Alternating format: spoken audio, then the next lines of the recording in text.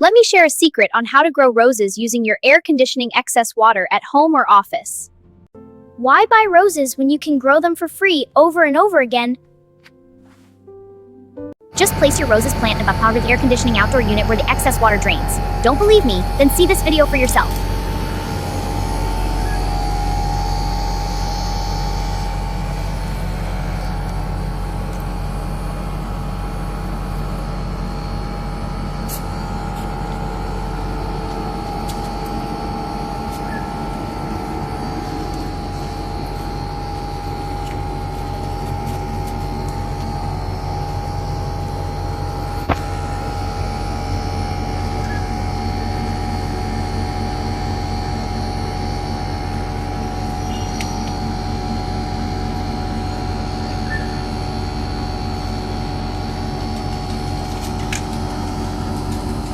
I told you so.